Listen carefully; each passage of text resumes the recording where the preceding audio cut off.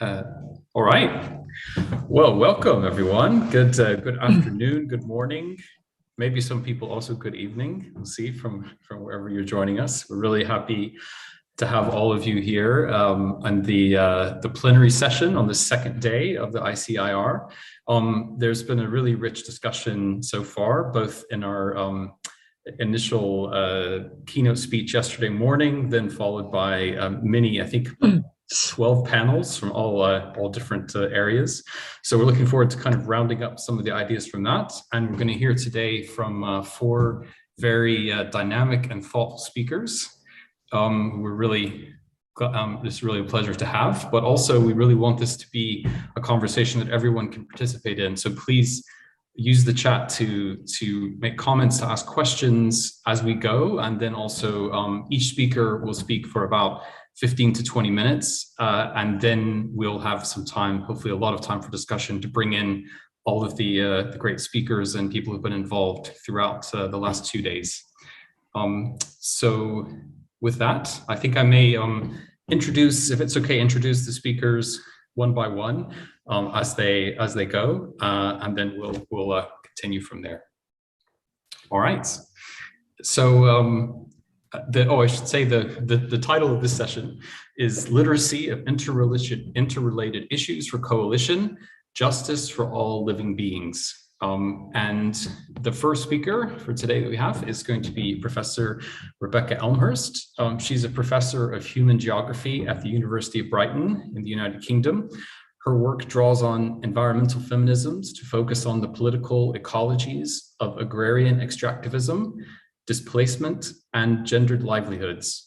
She's been researching alongside communities and colleagues in Indonesia since the early 1990s.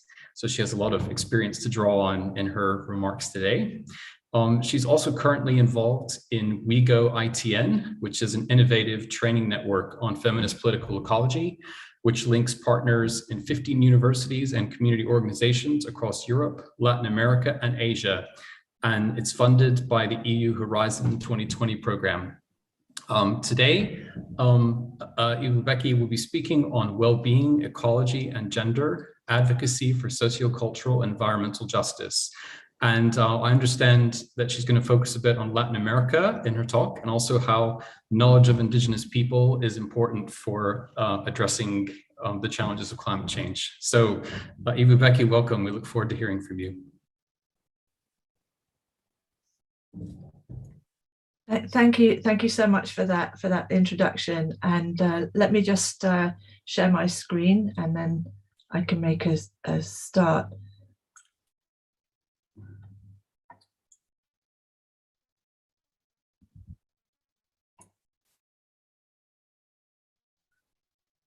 So I'd like to start first of all by saying how thanking the organizers for inviting me to be part of this plenary session, and how exciting, having looked through the conference participation and the titles of all of the different sessions that there've been, like what a rich diversity of voices that there are on these topics, but also how important spaces of this kind are for sort of bringing these voices together. And that's going to be a little bit of what I'd like to talk about today. So I'm also incredibly honoured to be amongst this group of speakers. So and I want to just say how inspired I've been by their work along the way.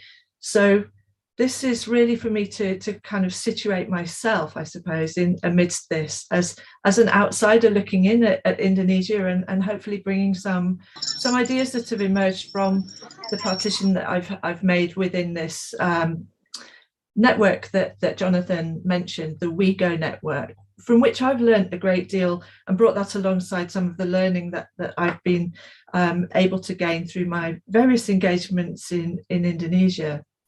So thank you, everybody. I want to start just by, sorry, I have some problems with this computer. So just a little, to start with a sort of short summary of what I want to speak about. And I'd like to just begin by I guess, situating what I'm talking about about thinking and learning otherwise in the context of extractivism. And I think this is it's very important, I think, to note where some of our starting points are for these discussions in terms of thinking otherwise and thinking about how we might work together for sort of better futures by actually looking and thinking about where we're coming from. And I feel that the concept of extractivism is a really helpful label for describing a very toxic set of relations between humans and the more than human world. And I'm sure that many in the audience will be more than familiar with the toxicity of those relations. And part of what I think this conference has been about is finding ways to kind of improve those relations and to relate better in various directions. It's important to think of extractivism as a term that goes beyond a focus on mineral resources. And I think this is where some of the learning from Latin America has been really helpful.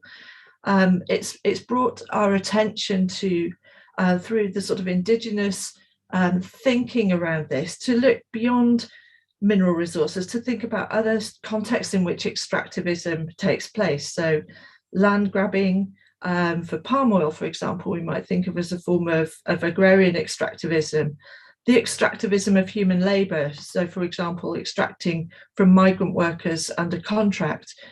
We could also think about the kinds of extractivisms that go on in our everyday lives, even as we work in universities or in other contexts where we're also subject to these toxic sets of relations in various ways. So I think from Latin America, what the sort of Latin American thinking has brought to the table is an idea of extractivism as describing a way of thinking and living that colonizes, exploits, and accumulates, and then fails to replace or regenerate what is taken or harmed. And I think it's that reverse of extractivism, the replacing, the regenerating, the reciprocity, that is about how we might start to sort of think about other ways of relating to one another, to the more than human world.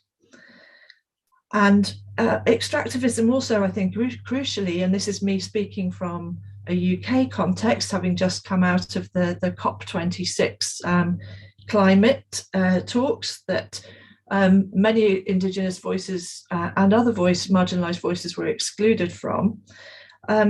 Extractivism also underpins climate injustice, not only in terms of the harms caused to the climate, but also the technological fixes and false solutions being promoted by the powerful to mitigate climate change and enable capitalist business as usual. So my aim here is to kind of briefly share some reflections on thinking and learning otherwise that's come about through my engagement with such issues through feminist political ecology. And I've learned a great deal over the last few years. I mean, partly through working with Ibu Mia, that has been a really important part of my learning, but all in Indonesia, but also through the communities communities of scholars, of activists that the WeGo network has brought me into contact with. And so I describe feminist political ecology. It's a form of environmental feminism, I suppose. But it's, rather than being a kind of analytical framework as such, it describes a community of learners, we're all learners, that share a commitment to learning and thinking otherwise, aspiring to decolonize extracted or conventional ways of thinking, knowing and analysing, that in the end fail to address the toxicity of business as usual in a world that's marked by extractivism.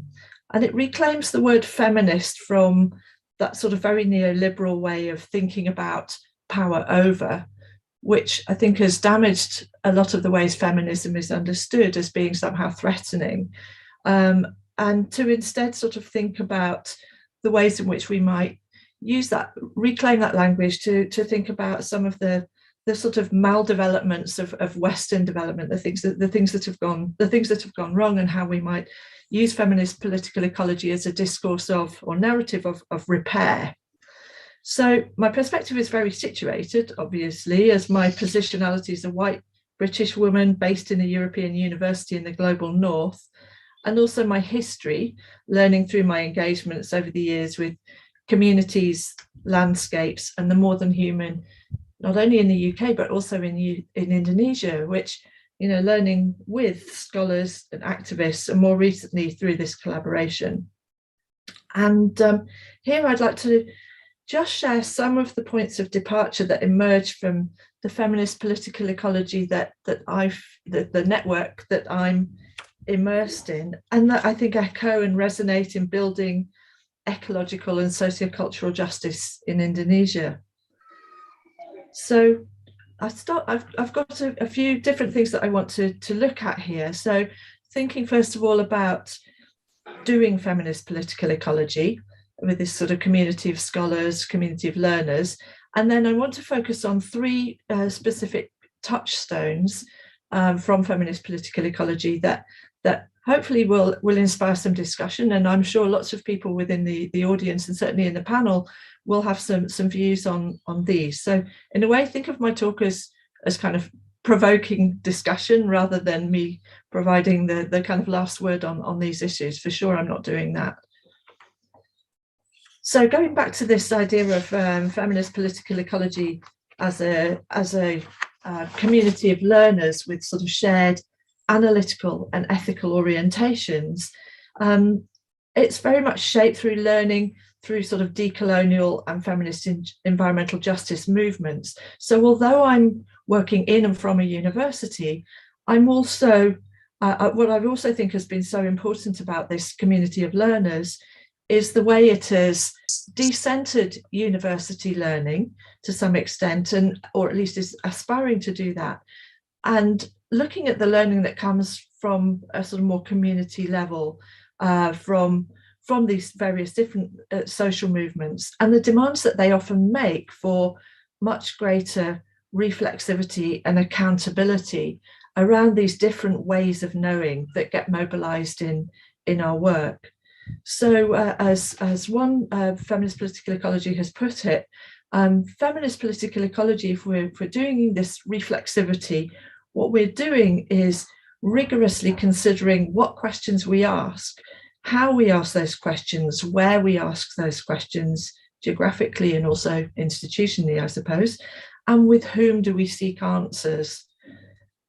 And so I found the metaphor of rooted networks, which has been used in feminist political ecology, really useful for describing the doing of feminist political ecology and being really explicit about that, about building and creating these networks of allies, working coalitions, collaborations that shape research, and being really mindful about that, about the configuration of those networks and what those reveal, but also maybe importantly, and from a sort of reflexive feminist point of view, what those can sometimes obscure. So being really, really sort of taking care over that, involving ourselves in some disciplined self-reflection and awareness of the context in which knowledge is produced and situated.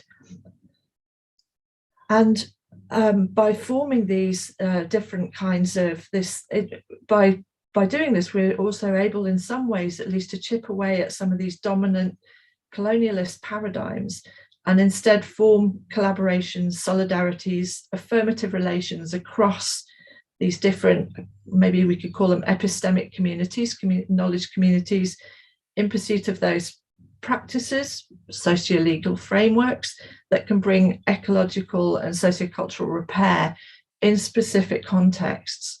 And I think that word context is going to be quite important here. So skipping ahead then, we're thinking about those sort of, the word that's often used for this kind of way of working together with people is worlding, holding these multiple narratives and worldviews in solidarity, affirming those in various ways. And I see this conference as a step towards doing that kind of work.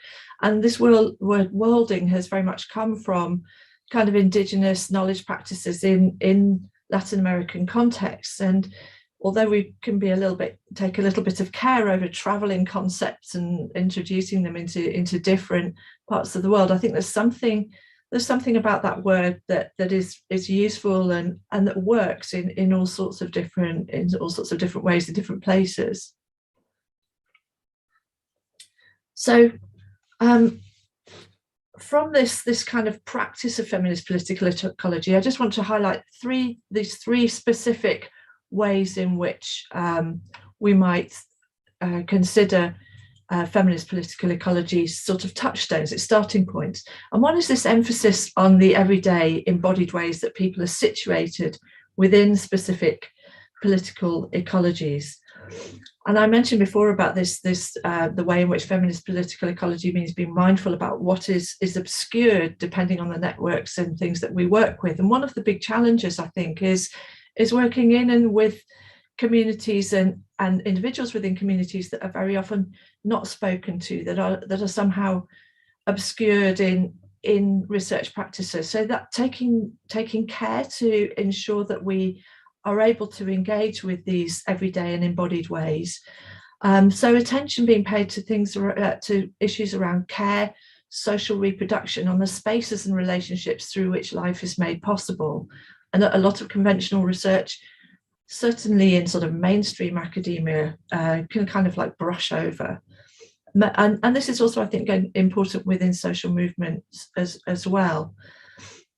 But also not to forget that we need to adopt a kind of multi-scaled analysis. So the everyday is very much shaped or restricted by decisions made at wider scales. And so one of the feminist political ecology comes out of that political ecology tradition of, or kind of epistemology of really making sure that we're connecting between scales and addressing power as it operates at these various scales.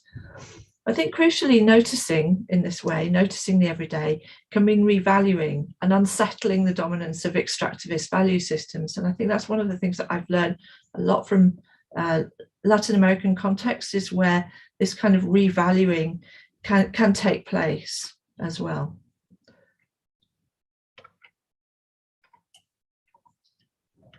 Sorry, my froze a minute. The second point, I think, of departure is this word coloniality. And that really describes, as a term that is also borrowed from Latin American context, the decolonial turn, the way in which social movements and scholar activists have noticed and tried to analyse and address enduring colonial relations that are found through all kinds of relations in various ways. And decolonial feminist political ecology aims to name and address those enduring relations. This is not a simple story of North exploiting South, although clearly that is a really important dynamic, but it's also systemic and multi-layered, and we see it play out across all kinds of spaces. There are sort of patterns of coloniality that exist at a sort of subnational level as well. So it's really important to kind of see that too, but also to extend this the analysis beyond material exploitation and marginalization and extractivism, to also think about the ways in which that coloniality also describes sort of embodied and personal relations. And one of the concepts that I think is an interesting one to bring to Indonesia is this idea of the coloniality of gender as a category, how power and capital construct bodies and lands for extraction, and the way in which that has played out in Indonesia in very different kinds of settings in different ways. So I'd be interested to hear what kinds of how that might be described, or how others might describe that sort of relationship in Indonesia, where we see this kind of convergence of different hierarchies of oppression and the personal politics of knowledge production at a sort of embodied level. And maybe a question is, do we see coloniality in other sets of relations? So it's those other sets of relations that I now want to turn to consider what I see as being perhaps the most important aspect of what feminist political ecology brings. And this is sort of bringing an intersectional account to the table, this concept of intersectionality, which is something that has been drawn from, goes beyond a sort of singular focus on gender, but to reveal how environmental changes are reflected through the experience of race, ethnicity, religion, age, and all sorts of other fields of power. And this has come from critical race studies, the civil rights movement in the USA, the term itself, but I think it has a sort of longer and perhaps more varied history than that.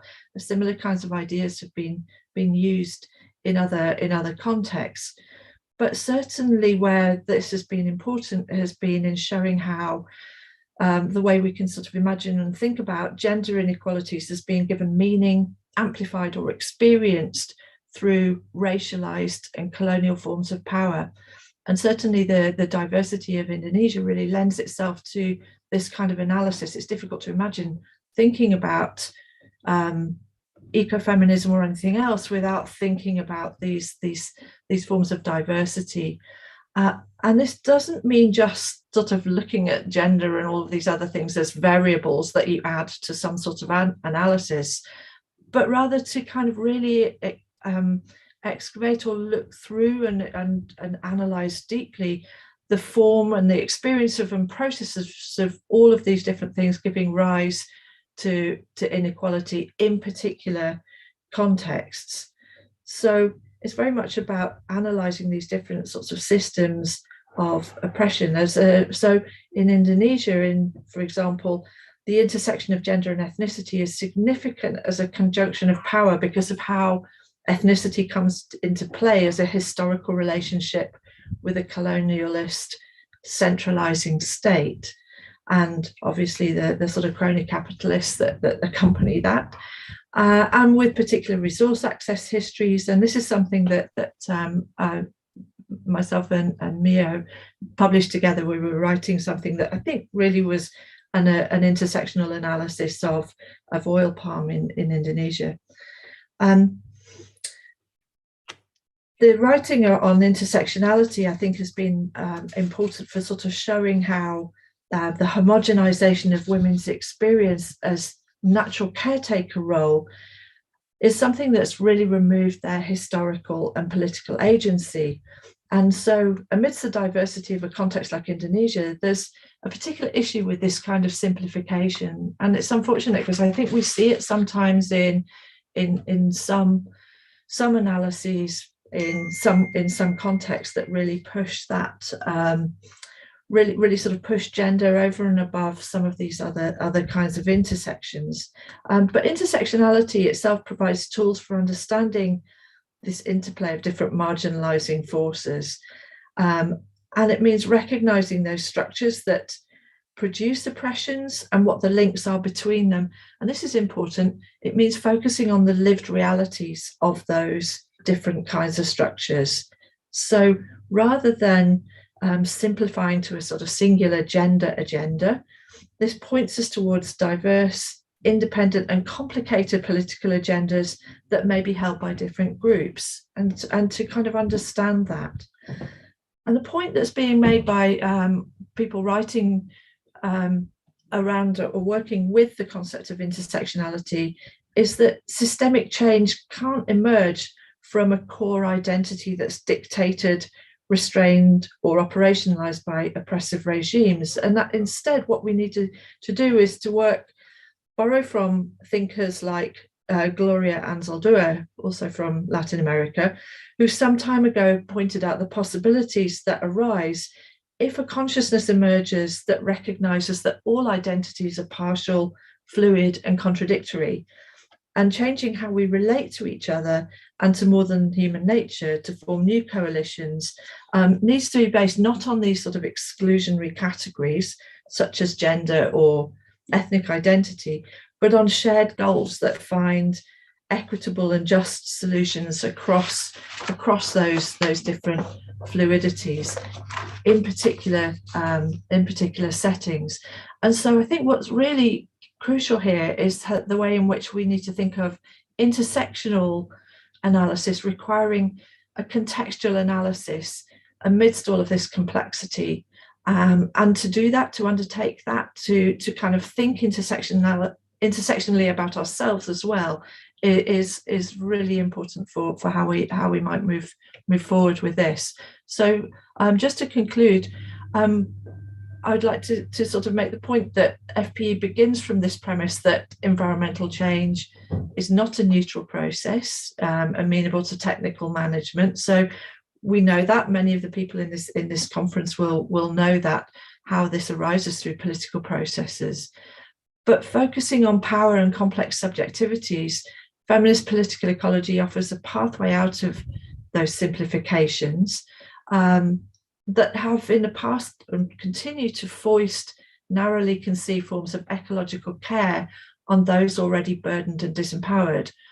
And so FPE invites us to close the gaps between academics, policymakers, activists, communities, with a commitment to meaningful collaboration. I guess I have a question here, which is there a need to tell a wider and more critical story of the coloniality of gender in Indonesia and its relationship with ongoing forms of extractivism? Probably the answer to that is yes. But also in undertaking that work, really to think about this as an ongoing process of self-reflexivity, not done in isolation, but collectively, an openness to multiple truths and to the intersection of more marginalized voices and how these can guide coalition building in various ways.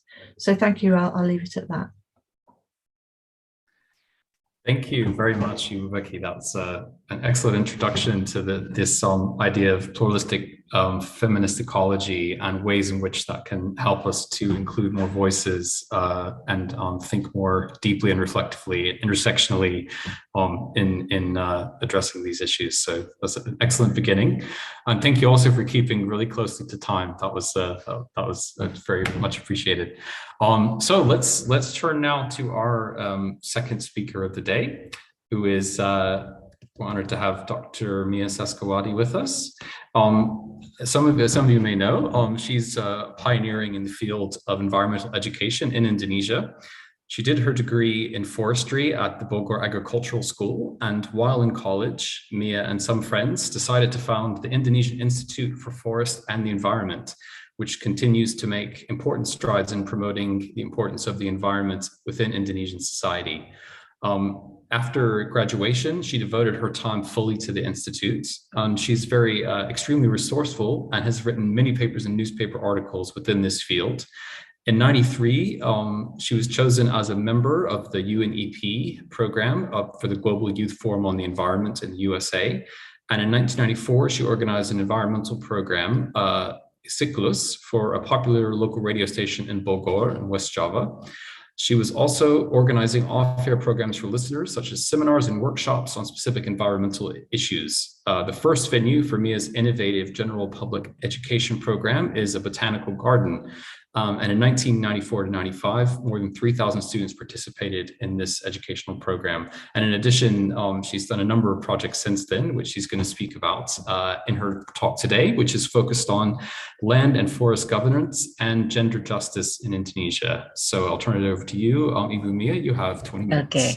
Okay. Thank you, Jonathan. Also, thank you for the organizer. It's really my pleasure to be together with Professor Rebecca. I call her Becky, and Mbak Dewi, and also new friends, Mas Samsul, and also other colleagues I have seen, Mbak Kunti, and many other friends here.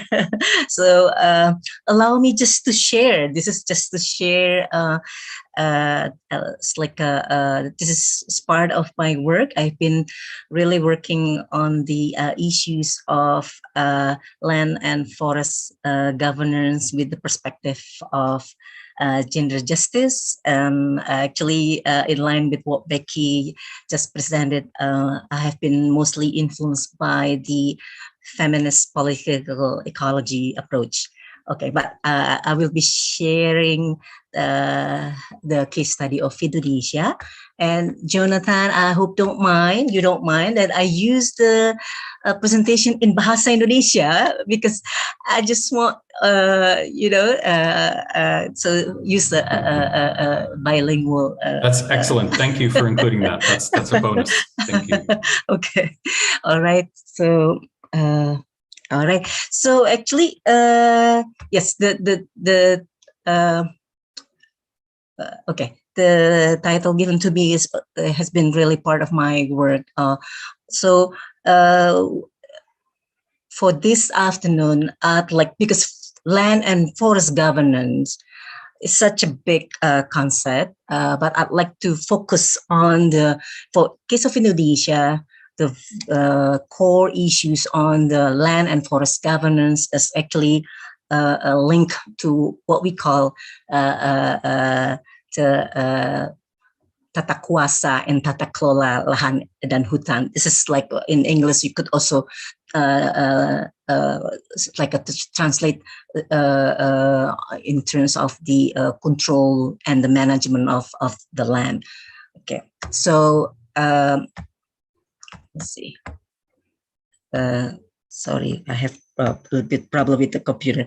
Okay, so yes, what I would like to have it here is what I mean with the tata kuasa and tata kelola lahan hutan is a series of rules, both formal and informal, as well as mechanism that's set up or established by different parties. The parties could be like the state actors, the non-state actors, including the communities, as well as the, of course, we know there's a private sectors, through a very dynamic process that aim to really arrange the control and the management of the land and forest resources. Okay. So I'd like to use again the very small example of the problems faced by masyarakat adat in Indonesia. So the National Alliance of Indigenous Peoples, they use the term Indigenous Peoples. Some scholars use the term customary community. So there's has been really debate about that. Anyway, but I'd like to use that. So this story is not about the story of all stories in terms of the arrangement of the controls and management of the land and forest resources in Indonesia. So I use the story of the masyarakat adat. I start with the wilayah adat, the customary area. This is not just the land. And also, if it is in the terrestrial area, and I have to note that my experience, mostly my research, mostly my academic research, mostly in the terrestrial. So I'm not expert on the coastal. I know maybe some audience members here are experts in coastal areas, but talking about the customary areas, they also include coastal and marine areas. So my example, my example is really the terrestrial one. So although we see this is covered by the vegetations, this is not only the land and forest, but this is what I would say, this is a living space. Talking about living space, of course, human beings are the main actors, but non-human beings are also the main actors. And non-human beings, including, of course, the other species and other living things, and also non-living things like the abiotical components of the environment, like the stone, the soil, the air, the water, etc. And within the living space, there's also the socio-cultural and spiritual components of the living space, including the knowledge system, the tenure system. I'll talk about it later, about the tenure system. as well as they have also, of course, technological system. They have language system that part of that living space. They have also, of course, religious systems. And I'm not the expert. My Samsul will talk about it. And of course, there's also economic system. They have the economic system. So this is a living space. This is not just a land or the forest. This is a living space, or ruang hidup in bahasa Indonesia. And the wilayah adat as a living space. Wilayah adat is also source of the livelihoods and also, of course, source of living. Both pictures are the pictures of the wilayah adat of Kasepuhan Banten Kidul. This is one of indigenous community in located in, actually their territories, in the customary territories cover 2 provinces, West Java and Banten. And they're not homogeneous group. They have, of course, subgroups. Yeah. Okay. And this is back. Sorry. This is the problem of having a new computer, not familiar. Okay. Let's see. Okay, in addition to be a living space and also source of livelihoods as well as source of livings, the customary area or wilayah adat also a space where the complex social relations, power relations, and of course the social and power relations are based on gender, based on class, based on age, like marriage status, ethnicity, religions. Even within one community, the social relations and power relations within one community living in the one living space, very complex, and they are not homogeneous. Although they declare as one, they have one social identity. As for example, as masyarakat adat Kasepuhan, this is Sirna Resmi, but they within them there's really a complex gendered, class, ethnicity, even religion-based social relations. The other important thing within that living space is the role and position of the indigenous women. And when I'm talking about indigenous women, just like responding to what already Professor Rebecca mentioned about intersectionality. So we need to remember what so-called indigenous women are not homogeneous entities. It's not homogeneous entities. Even if they live in one community, talk about indigenous women. Okay, there's a elderly, there's a young, there's a indigenous girls. There's also elites. We need to acknowledge that there's an elite. And nowadays, maybe also in certain communities, they have a bit tension. I'm just written from Sumba. It's like subgroups still hold their traditional religious or their ancestral religious beliefs, but the others already like convert into modern religions. There's a tension also within. Anyway, all those tensions, all the gendered, class, and other complex social and power relations, then of course influence the role and position of indigenous women from different subgroups in the management of the living space. And we have to acknowledge in many contexts, the indigenous women have similarities with the problems faced by the customary communities.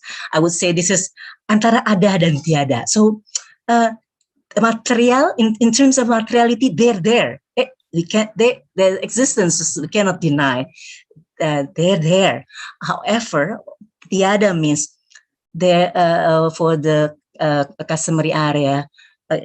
For the case of Indonesia, still struggles in terms of official acknowledgement, official recognitions about their existence by the policies.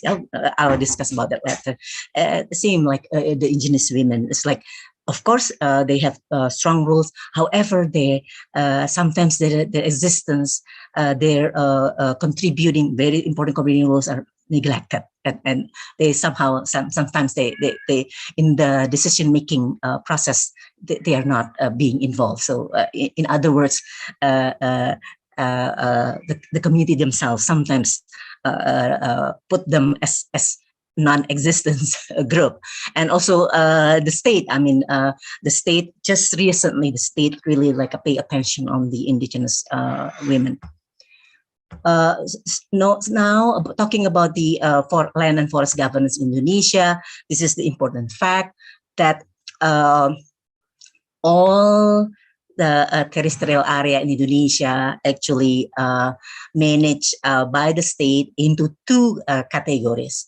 The first one called kawasan hutan, or the forest areas, yeah, the official forest areas.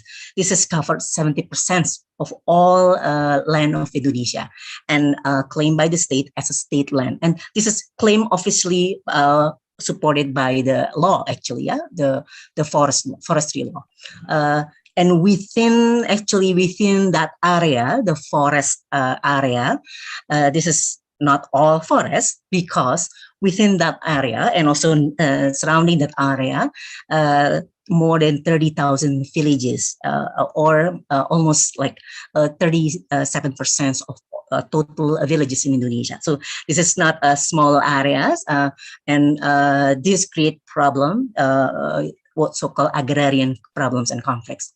And the other area, what so-called is the area penggunaan lain. So the area for other purposes, non-forest, but still state lands. And under that area, actually managed by the state, usually through the licenses to the companies for the extractive industries like mining or plantation. So the issues of oil palm plantation that Becky and I have been working is mostly in the second type of area, but also in the second, first type of the area, because in many areas, forest then converted into industrial plantation.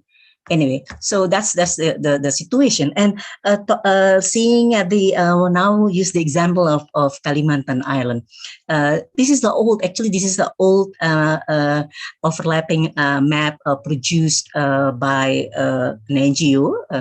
This is a coalition of the anti-mining, and this is just to show that actually even the whole island, especially the Indonesian part of Borneo Island, is like already like allocated for extractive industries. Then the questions, then where that's empty land. Where are the indigenous peoples? Are the existence recognized? Okay, so so that problems then created, of course, this socio-ecological crisis, and we have been discussing. And the socio-ecological crisis, of course, then related to the exploitation of the natural resources, mostly by the big capitals. But the anthropologists as well as other scholars already actually discovered that nowadays there's also tendency of the small actors, including like those who have authorities within the communities, also somehow got involved in the process. Anyway, the at least four factors that encourage the crisis is first the territorialization of the state over the natural resources. Then the second is the agrarian policies that based on the commodification of the natural resources. And then the militaristic approach in managing natural resources. And the fourth one is the application of the exclusion, the power of exclusion. I'd like to just touch on the power of exclusion because there's a very strong gender dimension here, gender and also social exclusion here.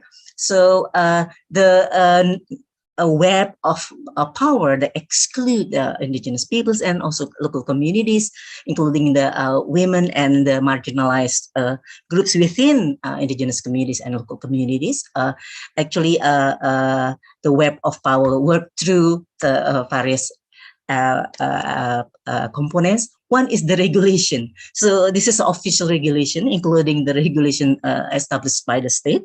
I already mentioned about the forestry law. That's why there's actually members of the social movements really like working on the advocacy for the change of the forestry law. And oops, sorry. Yeah, the second is the using force, using violent action by the state or by non-state actors, including could be the companies. The other is the market. The market, of course, contribute to that power of exclusion. The other is legitimation. This is legitimation.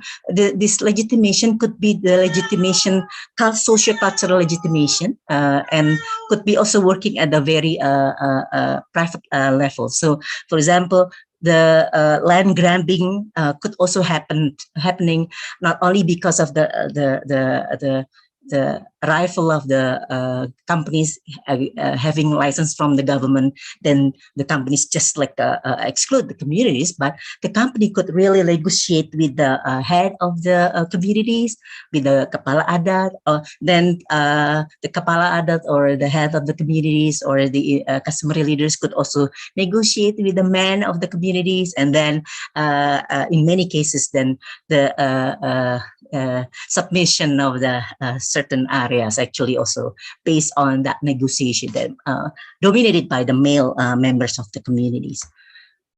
Okay, so in many cases, actually, in many contexts, the socio-ecological crisis has been encouraging and even maintaining the gender injustices that already existed before. So, and the implication is in many areas where the natural resources, including forest resources, very rich. But if you see the statistical data, the education level for the indigenous women is very low. And then also there's now this is part of also our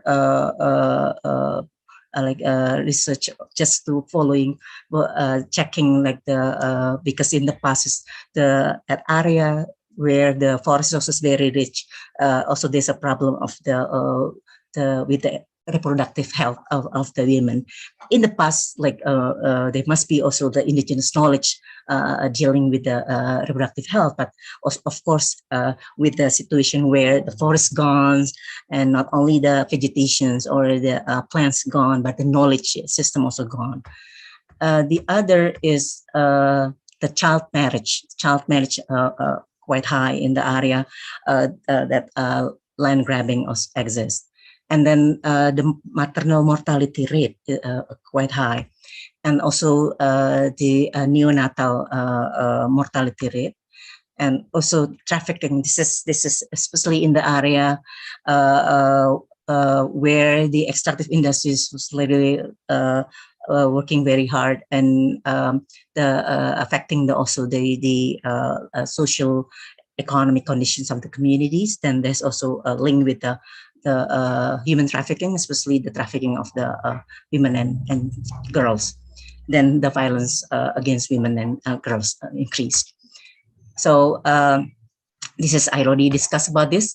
So actually, after long struggles, the social movements could then get the support through the decision of the Constitutional Court in 2012. So the Indigenous Alliance submitted, the National Indigenous Alliance submitted the review institutional and the review to the Constitutional Court regarding the forestry law that really discriminative. And then in 2012, the Constitutional Court really made decision that this is the decision. The decision is the customary forest is no longer a part of the state forest, but a part of the other type of the forest that in Bahasa Indonesia is hutan hak. This is like actually so-called private forest.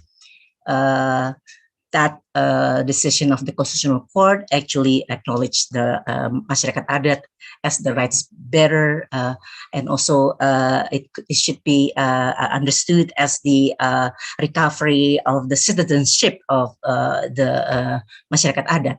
And this is like it should be used as the beginning of the toward the new land and forest governance, and hope with the expectation that the new land and forest governance adopted the gender equality principles. So the groups, civil society groups, including the indigenous peoples groups themselves, and as one a national indigenous women's group really work on that. However, the indigenous women actually still face problems after that victory, like a policy decision. So in all levels, they're still actually, in reality, they are still struggling. And their struggles is actually not only struggles just at the policy level, but also struggles to be recognized, their existence, their role, their needs, their rights, and also they need to be really involved in the decision making at all levels. And they should be the subject for the decision making about themselves, about their body, about their family, about their community, about their village, about their customary territory, and of course about their state. I mean, they must get involved in the decision making made by the state. And because I mentioned that actually the land and forest governance now being advocated by the social movements is not only adopting the gender equality and social inclusion, but also the idea of the intergenerational justice. So children, they should also become subject. And talking about children, this is the girls in one of the customary forests in West Kalimantan. They have really like a very strong indigenous knowledge about the plants and other living things in the forest, and they have really big ideas. And this is my last slide. Also, this is another part of West Kalimantan. However, more works we need to do, either research or actions done by the civil society to make sure that they really could achieve their dreams. And I'm a bit worried. Why? Because many young women, including their sisters, actually still, this is a couple of years ago, they ended, experienced child marriage, and also ended, they have to put off their dream because of the situation where their parents married them off because of the poverty they face, because of the various socio-economic as well as political forces. So that's my presentation, Jonathan. Just a call for the researchers as well as activists who are here to think about what we could do together. Thank you.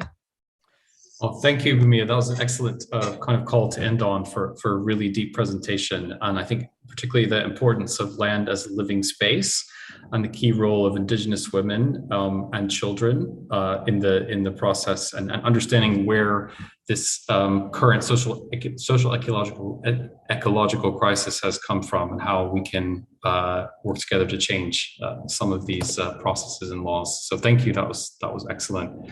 Let's turn now to our third presentation. Our third speaker is Dr. Dewey Kandraningrum, and she's asked me to give a very short introduction. There's a longer introduction in the program guide, which I will point you to. But just in brief, a lot of you know about Dewi. She's been involved as an activist, as a scholar, and as an artist all around Indonesia and in many countries, advocating for Indigenous people and particularly Indigenous women. So I would like to turn now to Mbak Dewi. Welcome. Thank you, Mas Jonathan. First of all, I would like to congratulate the committee who has put women into the heart of this conference. because most of the time, if we are having conference or seminar on indigenous community, most of the time gender as well as women's issue are being sidelined because indigenous community was seen as one general entity. Once again, congratulations to the committee. Thank you. Okay, I will present my paper. I will share the screen first. Yeah, I hope that I will not repeat the already excellent presentation from Mbak Mia, but I will sort of melengkapi ya, complementing Mbak Mia presentation ya. So I call this this will be research as well as paper. I wish that this committee will publish books or journal later ya, Mas Anju. So I call it as a new spirituality because of my long concern of how indigenous women are being sidelined and how indigenous women have to stand alone to defend their living space. So this is one of my painting of them. As we know that there is tensions on the cultural right as well as indigenous women's right. And we know that although cultural rights are the basic right in the human right, but we witnessing that sometimes women's human rights are being discriminated against, and most of the time as well, and frequently, and are still operating until now. Gender-based violence are still occur within this tension. Yeah? For example, FGM, yeah, sunat perempuan, and then we know kawin tangkap. We also know child marriage, dowry, honor killing, and trafficking of girls and women. Yeah, Mbak Mia has already mentioned it previously. And we also witness that it is important to emphasize that not all customs and tradition are protective to human rights, and those practices that constitute definite forms of violence against women cannot be overlooked nor justified on the grounds of tradition, culture, or social conformity. So I amazed when Mas Anju called me that he said that he put women as well as gender into the heart of this conference. So I think this intersectional dimensions is always important to pay attention to. And we also realize that indigenous knowledge system and spiritual tradition are intertwined and cannot be separated, and also part of the daily life of the indigenous women, as well as the core of the adat epistemology, despite the negative impact of the colonial policies before and after the independence. I think Mbak Becky has already mentioned that the effort to decolonize how we approach while we are doing the research, and to decolonize as well how we approach the law, as well as how the tension within this interrelationship. So in this case, tradition is not dead, tradition is not stagnant and rigid, but it changes in the context of time and era, especially during the 21st century with the arrival of the global heating as well as climate crisis. I think many has changed, yeah, within the indigenous community, their spirituality and how the ritual are being conducted. So here's the indigenous people rights in Indonesia, rights to customary territory, wilayah adat, which are mostly covered in the forest, which Mbak Mia already explained previously, and then right to spiritual culture, rights of the indigenous women, of the children and indigenous youth, right to the environment, and right to participate. And we are now in Indonesia are still discussing as well as debating on how this aspect could be included into the indigenous people law, so that it won't otherwise discriminate against them. And indigenous women's rights are most of the time are not seen, right as a citizen, right as an indigenous woman, a collective right, as part of the indigenous people, collective rights of the cultural expression. And the rights of the indigenous women are indivisible, which means that it cannot be separated from one another. And this collective right of the indigenous women can be seen from their daily life related to their local knowledge, how they manage their areas, and how they practice their authorities. And as we know that the knowledge of the indigenous women in Indonesia, in Nusantara archipelago, are extremely rich. We cannot mention one by one. For example, weaving. So the act of weaving is becoming the tools of Mama Aleta Pound in defending her mountains, as well as cultivating the seeds is becoming the tools being used by Vandana Siva. Yesterday opening are very powerful, how we have to take control to our own seeds, because seeds is also meaning life and also refer to our identity. And indigenous women knowledge also relate to the ritual, to medicine, childbirth, and care and domestic. Based on this knowledge, women take on certain role in the indigenous communities, and most of the time it is being overlooked and sidelined. So it is through this role that women ensure their existence and independence. So I am happy that in this conference, several important indigenous women activists are here, by Dewi Kunti, as well as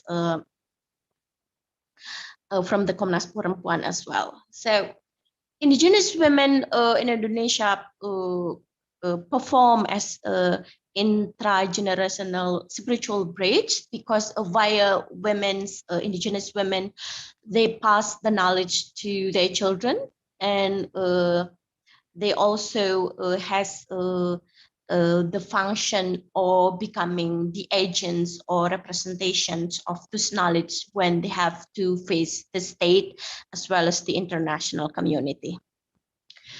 But on the other hand, apart from indigenous women agency, strong agency, as well as a powerful position within the indigenous community, indigenous women now are facing a threat, race, as well as aggression. Yesterday, Vandana Siva said that it is the political economy now is war against the land, war against the earth, war against the indigenous community.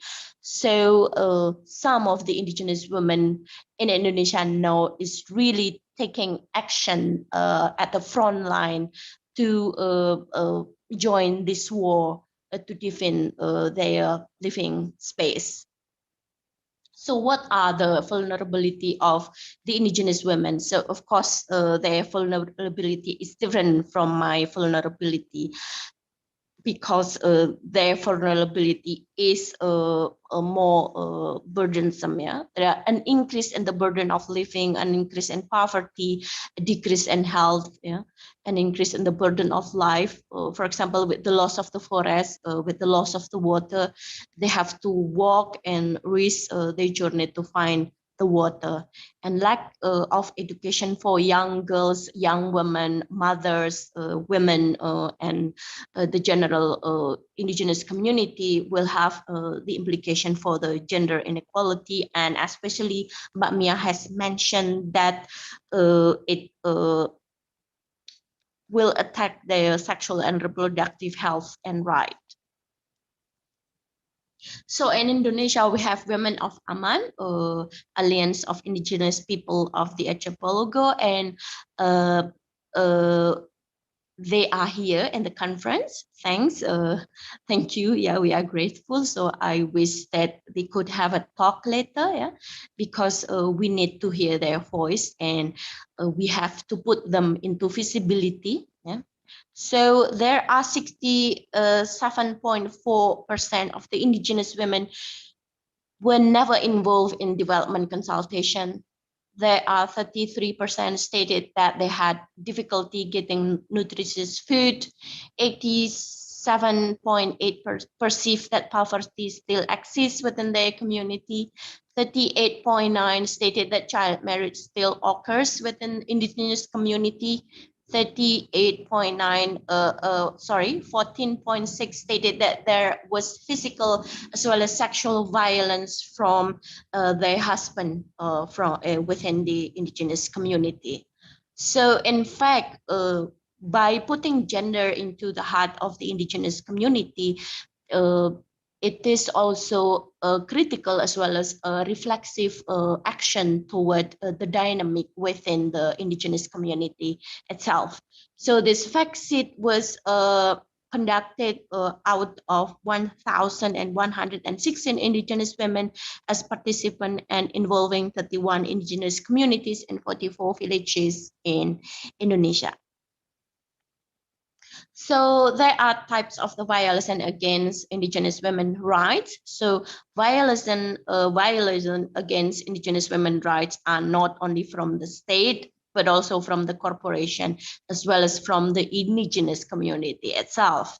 So these are the types of the violation. For example, elimination to food and energy sovereignty, reductions of the right to knowledge, elimination and right to feel safe and free from prostitution and human trafficking, neglect to participate and give voice in the development, elimination of the right to be free from traditional based violence, and then reduction in the political participation, and the elimination of the recognition of their identity as the citizen of Indonesia. So I'm not going to talk about this because it is already discussed widely previously. But I will point this that indigenous women's activism defending the forest is becoming their new spirituality. So Jan Bill basically criticizes romanticist view that overestimate the aspect of adat mysticism, which then ignore the condition, experiences, violence experienced by indigenous women, their families, and their communities. Ruther narrates that the activism of indigenous women in defending their ecology so far is also an act of spirituality that has changed by adapting to the condition of the destruction of their forest, their only source of livelihood. So this is the indigenous women of Samins, Telur Sikap, and Central Java. When they are defending their forest, they are spreading flowers, dry flowers, to speak against this destruction. And then here is Indonesia forest and policy, and Mbak Mia has already discussed this. I will not discuss this again. And then this is the photo that I took when I visit women in Kendal among their forests. And ironically, sorry, here I have a hippie rain here. You notice the red and white flag that they put above the hut. Yeah. So I wish that the flag is really protecting them, yeah, not discriminating against them, because they acknowledge that Indonesia is their state. Mbak Mia has already described previously, and we are now having problem because the conservation policy which are being adopted in Indonesia now is without indigenous people perspective as well as worldview. Yeah? And women's agency in the conservation politics is also not being taken into account. And then, as we know, that forest is becoming their living space. And now within the last decade, since the Green Revolution, which Vandana Siva said, not green anymore, or not green at the beginning, the sole option of the indigenous women is defending the forest. Along with the increasingly marginalized identity, spiritual culture, space, and life of indigenous women and indigenous people, activism in defending the environment is the most realistic option for the phenomenon of the forest destruction, which is now massively happening in Indonesia. And throughout the archipelago, we are witnessing that many defenders of the forest have grown and led by women as well as other indigenous people, and it is becoming the only option they could afford to continue their living and defend their very agency and identity. So this is what happened in Kalimantan. I interviewed Mardiana Dayak, Dana.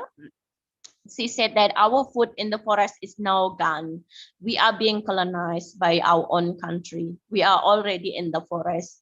Where are we going to run to? So here is Gunarti.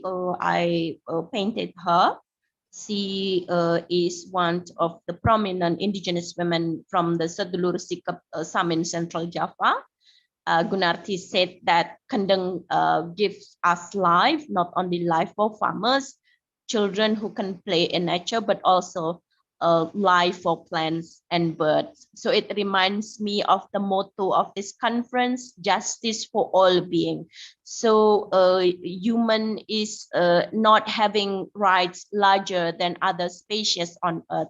So I am not, and you are not, and we are not having rights larger than any animals of the world. Yeah.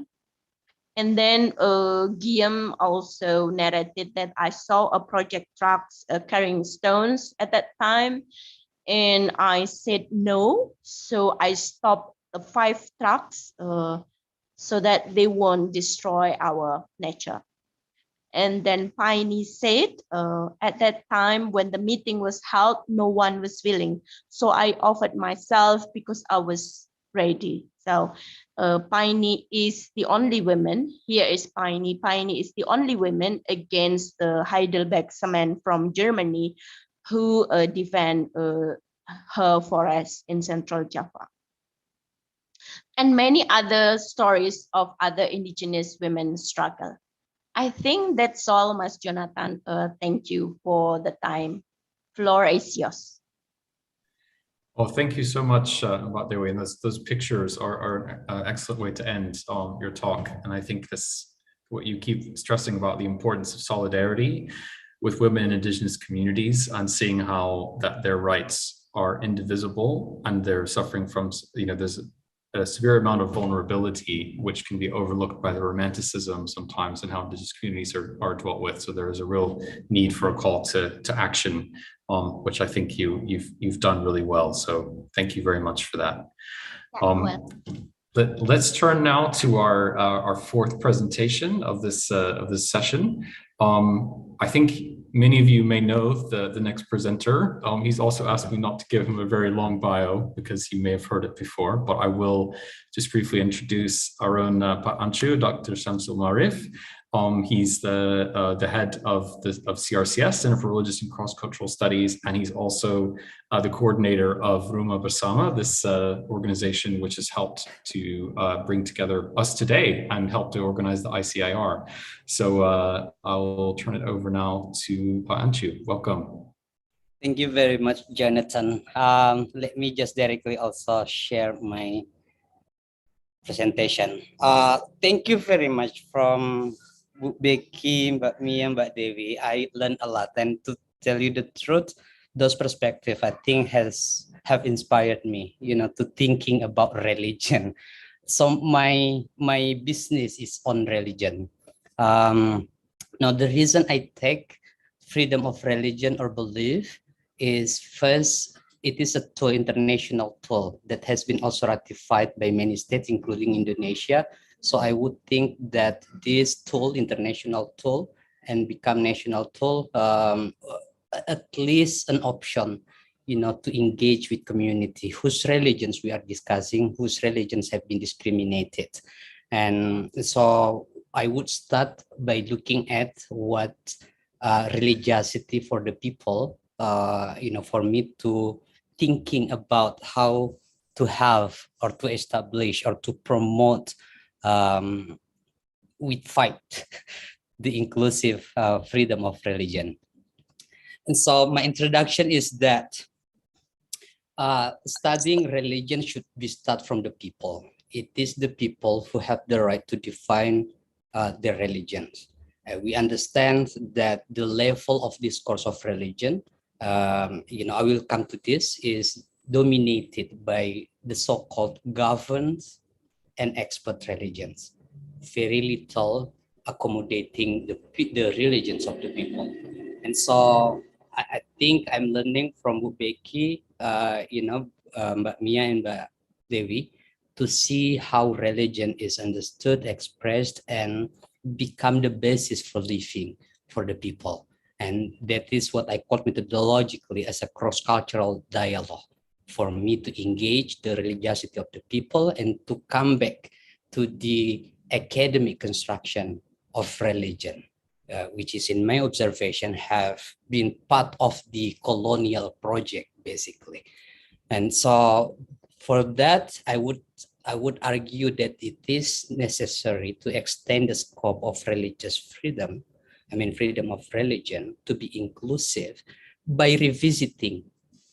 This is the category that we have been dealing with, the religious and the cultural, which is for now, for me, again, learning from the, feminist, ecofeminism, part of the coloniality, the colonial knowledge production, the categorization, and then putting the religions of the people as having been understood and practiced as the main departure, to reconceptualize religion. And in relation to that, because what I would show about what is religion is very much, as ecofeminists have argued, very much in relation to where they live. And so for us to make the freedom of religion or belief effective is also to decolonialize the law, which has been seeing, or using the anthropocentric approach to law, and then turn to the ecological approach by, for example, some scholars on indigenous religions, indigenous people have argued about the necessity to recognize the legal personality of nature. And so we could depart from objects of protection to subjects of right. Nature has the rights just the way human has the right. And so that is what I want to prove or try to establish the perspective and also arguments, to come to these points.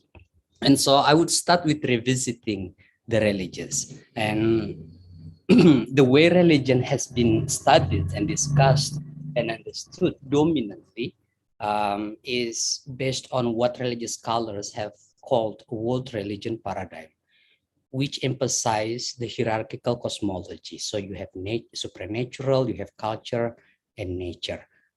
Nature is always below, culture. And so nature in that position, seeing as below, is to exploit or to preserve, for human needs. And the way, again, we see the study of religion have put that, and so we don't see a very strong engagement among religious people in preserving the nature. And so that is the observation. And also in addition to that, and that is very much the way or the reasons why indigenous religions all over the world, including in Indonesia, are not recognized, because religion tend to be understood, defined based on text. The doctrine must be based on text. And so the dominant paradigm that is used by the academics justifying the governed religion, used by the authorities, including the governments. And that is very much what we see in Indonesia. And so alternative to that, working with the people, understanding how people again practice their religiosity, I come to think about another alternative perspective, what I would call indigenous religion paradigm. But this is not exclusive to the religions of indigenous people, but the everyday religions. We have seen many Muslims, Christians working on this too. And that is what I think we need to focus on to develop. And so in relation to the revisiting the religious and the cultural, if we see these terms, they have been differentiated, and the way they are differentiated is exactly what I would see as the work, the project of coloniality. They are differentiated, governed differently, to govern the people hierarchically, in hierarchical way. Religion, because it is protected, it always has like a higher weight of protection than the cultural. And we have seen so many cultural practices. I mean, many practices categorized as cultural. They tend to be thought to be changeable, not protected, different from the religions. But if we see those terms and try to define, look at how these terms are defined, they basically refer to the same thing. This is the construction, of what we call the religious, the cultural, adat, tradition, custom, local wisdom. They always refer to this. I mean, if we see the definition, like extensive definition, they refer to this, construction. You have belief, and then you express the beliefs into different kinds of things, orality, behaviors, and also material symbols. And it is again, and so if that is the case, the material objects of these terms are just the same, how can we come to differentiate and govern them differently? And that is the point that I would call the work or the project of the coloniality, that we need to decolonialize. And so this is just an example. We have a lot like this. We have a lot, like we ever not counted, but just documented based on media reports on these practices. We have hundreds every year throughout the archipelago. But the way these practices are categorized are cultural traditions. They are just for many of them are just like are thought to be like for fun, not really valued. And so that is because of the the categorization. And so for just like this too, this like the ritual, people coming to the forest, they have rituals on that for them to establish relationship with them. And this is what Mbak Dewi also was referring to, and Mbak Mia, this one too. And so for me, understanding this as cultural tradition, as we have seen today, we don't have enough power, to protect them. And so that is where the freedom of religion, I mean, I'm thinking that if we use freedom of religion for this, the advocacy knowledge production could probably empower this. And that is what I'm trying to do by using indigenous religion paradigm to justify that they are basically religious. What they were doing are very religious. And so the definition of the religious, and basically if we see the genealogy of religion, like we know religio as the very beginning of the meaning of the religion is basically what we call now, indigenous religions. Indonesia before the independence, all people were religious, but just after the independence, only 6, because of the world religion paradigm. Now, the proposal for using indigenous religion paradigm, not exclusively for the religions for indigenous people, but which also include Muslims, Christians, Hindus, and all others, could be effective if we understand, and this is based on the people's understanding, if we understand that the religious is basically the interpersonal relationship, the engagement in interpersonal relationship for cosmological balance, for ecological life. And what is that? For these concepts, human and nature are both persons. So if we see how Kendeng people, protect their mountain, because I mean, this is also based on my interview, my personal interview with them. The mountain is for them a person that has contributed to them the way they have contributed. So for me to interpret and understand, when they protect, doing the long march from their village to Semarang, hundreds kilometers, was religious practices, because that was the way for them to show their engagement in interpersonal relationship. And so human nature are both person holding equal rights to live interdependently. And so that is like the paradigm that I would bring for religious studies into engaging ecofeminism, political ecology, so that we could explore more. And so my conclusion is that, for an inclusive freedom of religion and belief, is that the religious, which should be proposed, to the concept, is that, again, emphasizing the community engagement, taking the accounts the way the community understand themselves in relation to their environments, which is the interpersonal relationship. So if we take that, the religious is basically ways of relating. And so for that, human nature rights, as we would understand it, that they are different but indispensable to each other's interdependence existence. So religion talked about human, but also about nature at the same time. We cannot separate it. And for that human nature separation, and that is what we heard from the capitalism and also colonialism, human nature separation should be seen, if we use this definition, should be seen as violence, and so should be seen as crime, ecocide. And so indigenous religion paradigm could help us see, not only to understand what is going on, which is ecocide, as we listen from ecological feminism, but to, could be also an alternative base for arguments and also movement, to employ or to work together with those religious people. Thank you very much, Jonathan and everyone. We hope, this proposal could be like a departure to engage together, talking about religion, feminism, gender, and other issues. Thank you very much.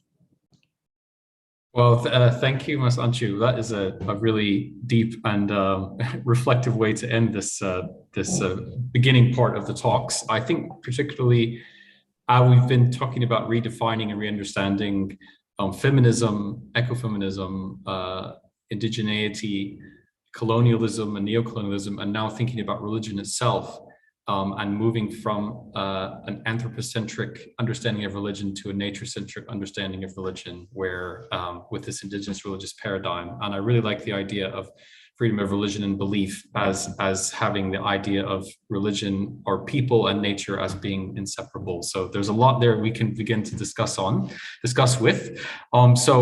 Please, as I've just said in the chat, we really would like everyone to participate as much as you can in the time that we have. You're welcome to raise your hand, or if you want to type a question in the chat, I can read it out. I can see we already have a question from Haji, so I'll turn it over to you. You can turn your mic on and ask. Yeah. Thank you, Dr. Jonathan. Thank you for this great opportunity. Thank you for all the speakers. I really appreciate, and I learn a lot. I'm Haji Saji. I'm based now in Belgium. I'm doing my religious studies at Hamburg University, Germany.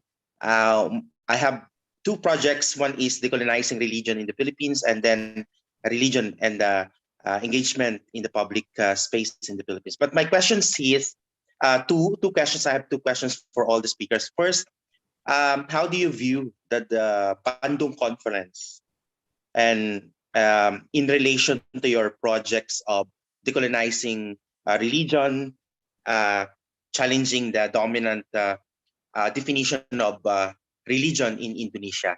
Second, my question is to Professor, the director of the center. Thank you for that, Prof. How do you, what is your take on the debates between European model of religious freedom versus American definitions of American religious freedom? Because they said the European is more geared towards inclusivity, while American is more religious. The American version of religious freedom is more on privileging the Christian religion toward other religions. Thank you very much. Thank you, Haji. Could I just ask for one clarification? You asked for all speakers to comment about a particular conference. Could you say again what that was? Yes, the Bandung Conference. Oh, the Bandung Conference. Yes. Yeah, I'm just curious, Dr. Jonathan, because I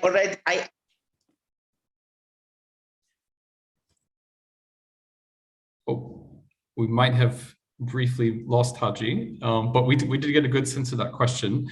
Why don't we go first to, maybe he'll come back shortly. Do you know what, maybe this gives us a chance. Why don't we take one more question, and then, because I don't want to go to each speaker and just to answer Haji's questions, when I roll through all the speakers, maybe we can get them to address a few of those points. And I've got the question in mind for Pak Anshu. So why don't we take, someone else have a question to add to this? To Haji, and if not, I may add one. See if there are any hands up.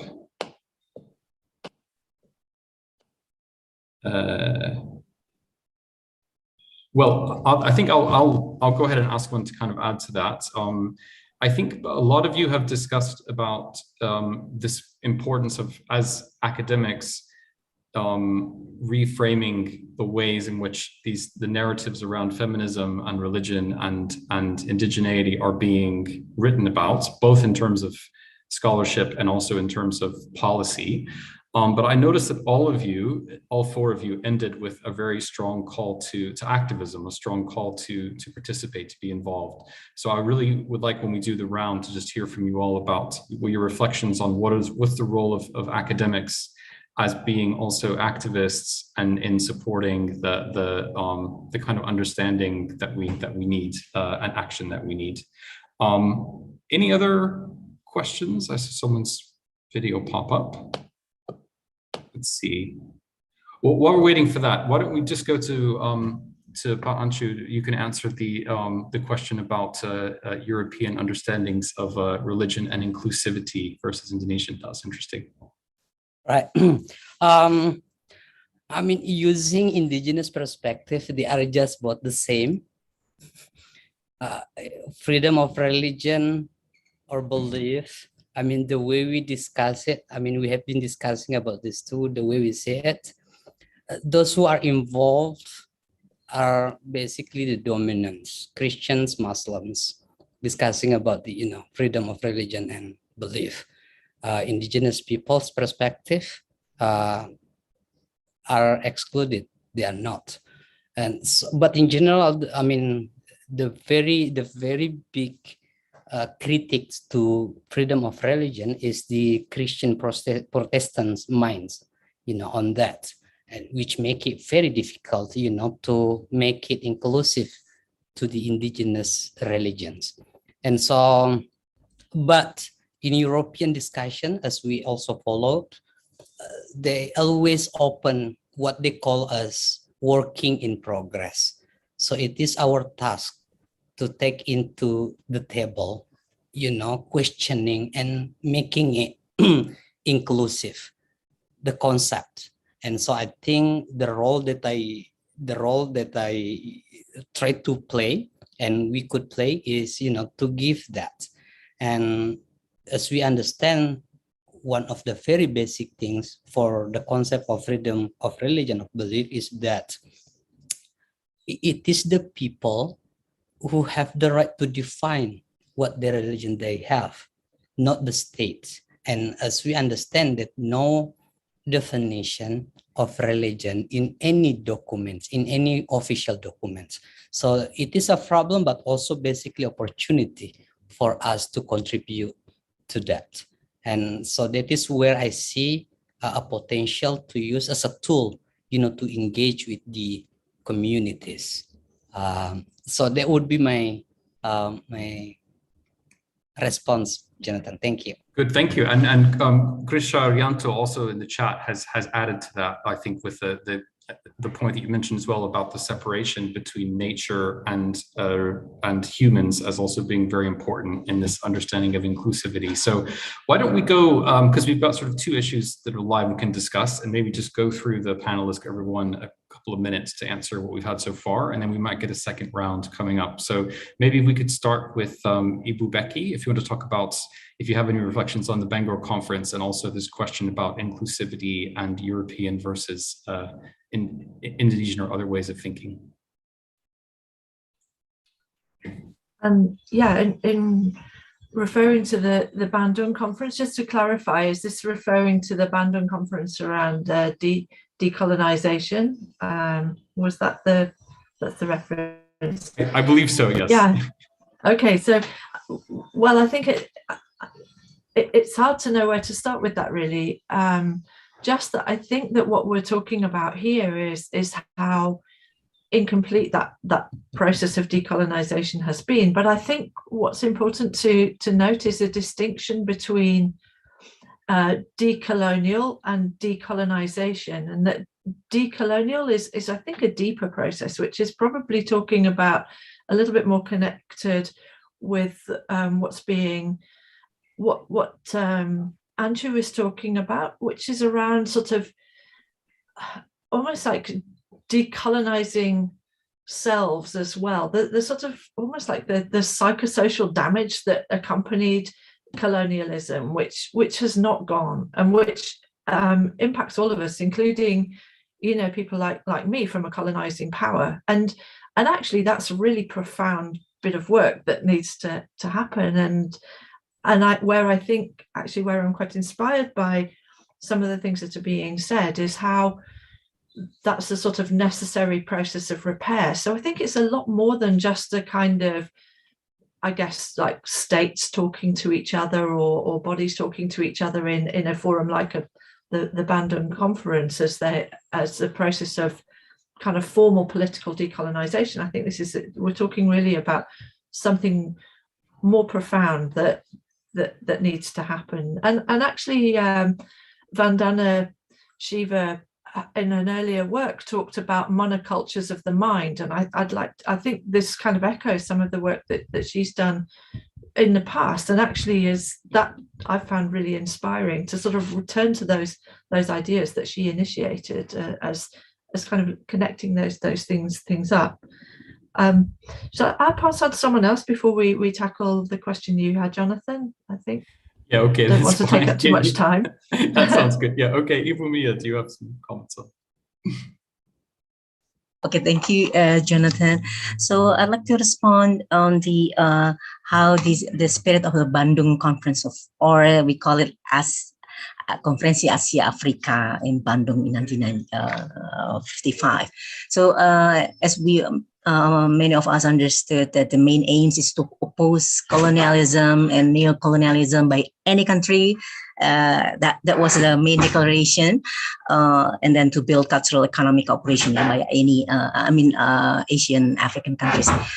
However, if as we discussed today, like the neo-colonialism continues today, especially adopted by extractive industries, and also in terms of the forest policy, land and forest policy, to the legacy of the colonial policy, forest policy, is still strongly adopted by the nowadays policy. So that's actually talking about the spirit of Bandung. Then we have a big question on are we already like addressing really the main message of the Bandung Conference, especially in terms of the land and forest governance that really is now the existence of the neo-colonialism adopted by either by state actors or non-state actors is really having like a negative effects to the women, children, girls, and also marginalized members of the indigenous communities, local communities. And connected just to this, your question, I think the role of the scholar activists in Indonesia has been really long. Yeah, even before the independence, it's really the scholar activists has been really actively involved. And so myself and many of us here actually have been really involved. So the research that we have been doing, really like the research that many results then processed into the substance for the policy advocacy, either done by ourselves in various events or then collaborated closely with the civil society organizations, where many of us here, including Mbak Dewi, Mbak Kunti here, or maybe Mas Samsul, also like serve as either the founders, also as founders of civil society organizations, or as a board of members, or actively really like a part of the policy advocacy. So I think many of us are research is not just like research to be published and then slipping in the in the web of international journals. Yeah, thank you for that, Ibn. And I can see that Haji, who lost the connection, has just rejoined us. We haven't finished with your question yet, Haji, so don't worry. Could I turn maybe to Mbak Dewi? Do you have some comments on the Bangor conference? The Bandung conference. So Bandung. Sorry, I said Bangor. Oh, okay. Bandung. Yes, thank you. Yeah, I have little knowledge on that, but I think my 2 cents is that because the Bandung conference was the representation of the quote-unquote South countries, which are Burma, Indonesia, Pakistan, India, Ceylon, Sri Lanka. So within the political economy, within the international political economy, I think that is becoming obvious. Yeah, for example, in the case of Semen Kendeng, within the international political economy, Indonesia is quote unquote still weak in front of quote unquote the North countries, because almost all the cement mining in the eastern of Europe as well as the China, they are closing all the cement minings there, but we are not, and that's why they are looking for other sources of cement products, and we can predict that again it is the South quote unquote the South countries who they are look for the sources again. So if we talk about the tea, if we talk about coffee, we talk about palm sugar, we talk about palm oil, so that's coming from us. And we are also witnessing the Curse of the Nutmeg, a very well-known book that until now we are still being colonized within the quote-unquote political economy. So that's how I see the Bandung conference. That's why a politic of solidarity that yesterday Vandana Siva said, as well as being highlighted today as well, is important. For example, now within the Kendeng case, we are in a close contact with the European activists as well as especially in Germany. So the activists there, the green activists there, have to know that their countries is doing something harm to our country. So you have to speak to your parliament regarding with this problem. So I think it is always important work of documenting the research, and then a work of circulating that research, and then making their voices visible, because in that way the world is opening their eyes that these countries within the Bandung Conference is important. We cannot again look at the political economy or state-to-state situation as state-to-state per se, because planet Earth is only one planet Earth. For example, now we have Omicron. That's all our responsibility, because in Africa there is so low a percentage of the vaccination.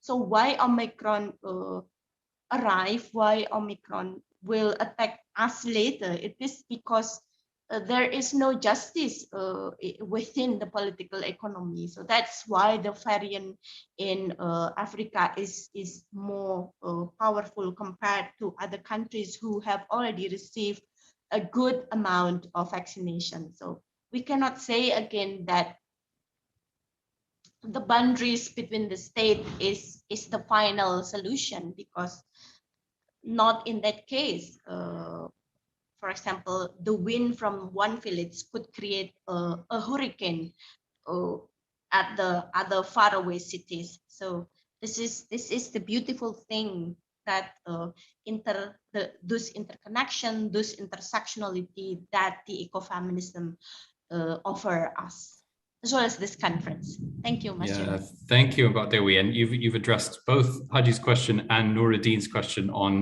the ecofeminism and political ecology. Since Nuruddin asked Ibu Becky as well, can I go to Ibu Becky to address that, and then we'll come back to Pak Anshu as well. So do you want to say something on the radicalizing political ecology through ecofeminism, Ibu Becky?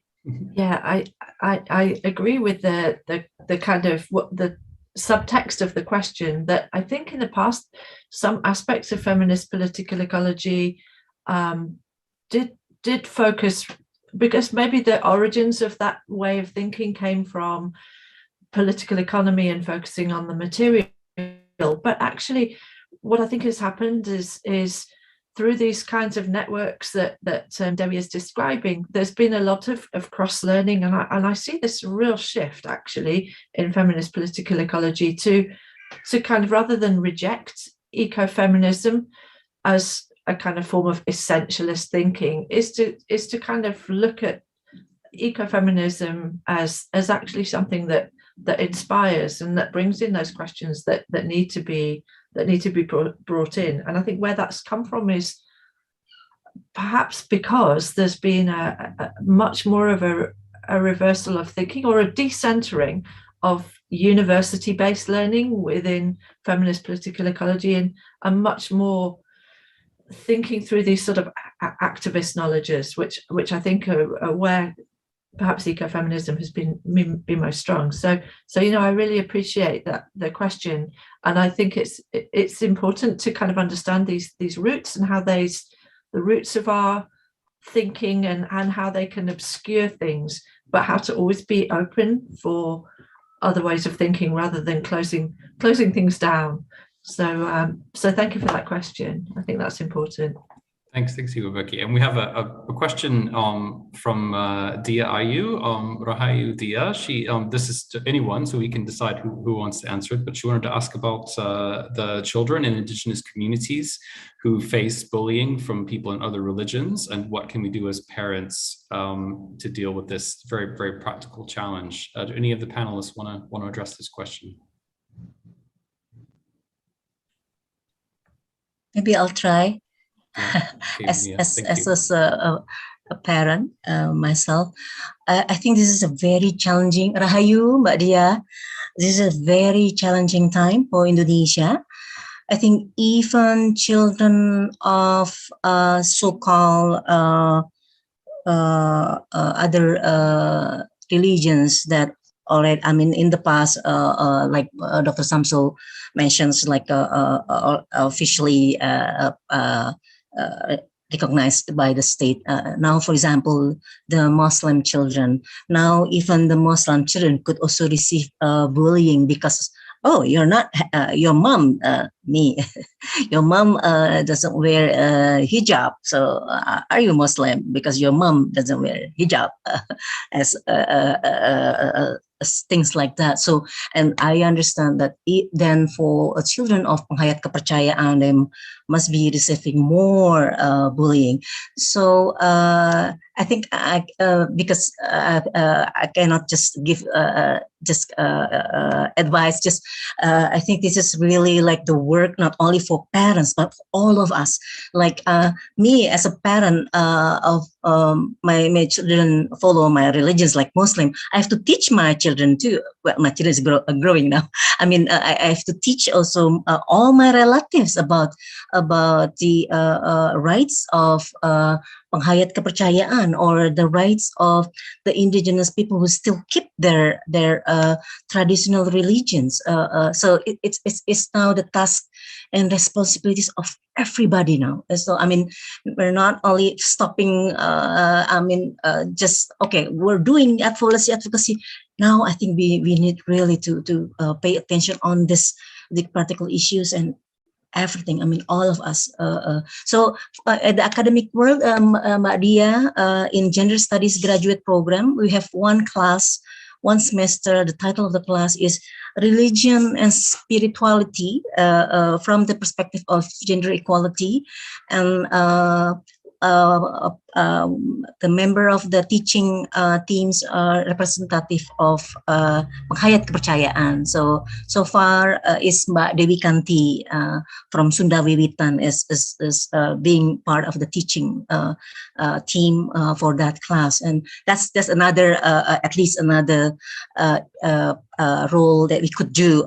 So by having that in a class one semester, so the students could also learn, and later the students could then also do efforts to really inform their families, their networks about the how really to respect, recognize and protect the rights of penghayat kepercayaan and other indigenous peoples who keep their indigenous religions.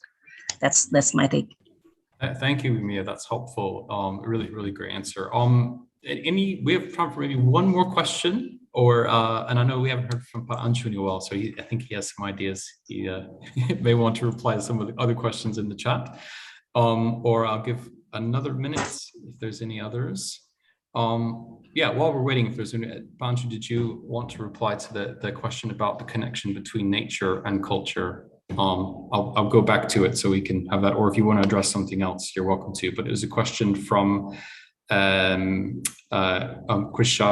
Krisharianto about the legal frameworks of nature and how they connect to indigeneity. Yes, thank you.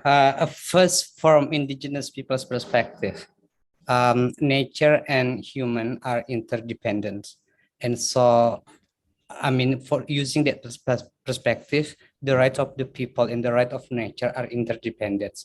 So to recognize the people are automatically to recognize the nature. We have debate among activists on indigenous people, yeah, which one to protect first, the subject or the object. But what I'm trying to show this is that, I mean, if we use the freedom of religion, of course, we start from the people first, but their religion includes their nature. So it is also to recognize the nature's rights, and we can learn from New Zealand, recognizing the legal subjects of the river. I forgot the name of the river, but we discussed yesterday on this. That is a very positive precedence to use that. And for the nature itself, I think this is for political ecology, and especially feminist political ecological feminism could see nature, to have like even the nature itself as an independent, to have their right as dependent to have their own right, and we can learn from Ecuador. For in their constitution they already give the right of nature. For that. So that is among that we could learn for us to engage against the how do you call Bu Vicky? Extract like the extraction. Extractivism. And so I think that is what we could move on, but the very important for that is to engage with the people, to work with the people. This information is important for the people so that they could be, they could have the information, understand what they, to work with them together.